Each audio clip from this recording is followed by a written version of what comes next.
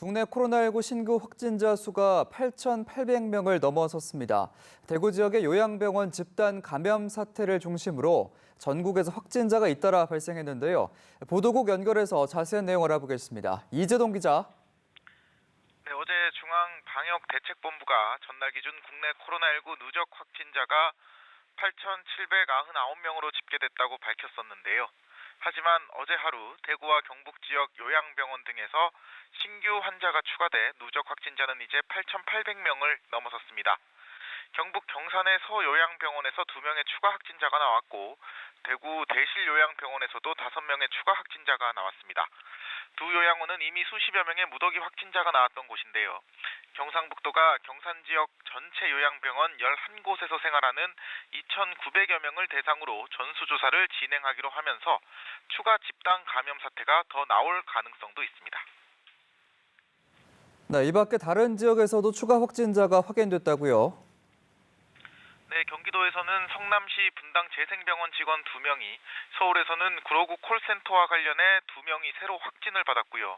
앞서 집단 발병이 발생한 해양수산부와 성남 은혜의 강교회 관련해서도 확진자가 추가됐습니다.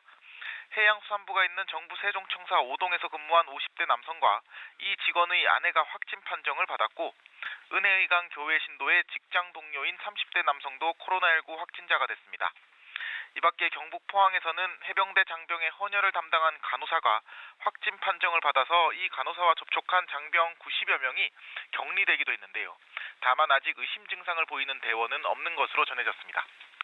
전국에서 집단 감염 사례가 이어지자 정부는 어제 감염에 취약한 종교시설과 실내 체육시설, 유흥시설 등의 앞으로 보름간 운영을 중단하라는 공고를 내렸습니다. 정부는 개학이 예정된 다음 달 6일까지를 코로나19 방역에서 가장 중요한 시점이라고 보고 방역에 총력을 기울이고 있습니다. 네, 지역사회 감염도 문제지만 지금 해외에서 국내로 들어오는 확진자가 늘고 있다는 점도 문제가 되고 있죠. 네, 그렇습니다. 어제 하루 코로나19 해외 유입과 관련한 사례는 알려진 것만 최소 15명으로 추정되는데요. 서울에서는 프랑스와 독일을 방문했던 20대 여성, 영국에서 온 20대 남성, 또 캐나다에서 귀국한 20대 남성 등이 코로나19 확진 판정을 받았습니다. 경기도에서도 캐나다 유학생과 헝가리 출장 다녀온 기업인 등이 확진자로 추가됐는데요. 코로나19의 세계적 유행에 따라 해외 유입 확진 규모는 계속 커질 것으로 예상이 됩니다. 특히 최근 유럽에서 확산세가 굉장히 심한데 정부는 그래서 오늘 자정부터 유럽발 입국자 모두에게 코로나19 진단검사를 시행하고 있습니다.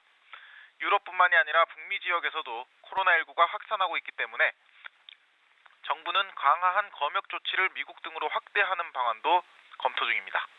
지금까지 보도국에서 전해드렸습니다.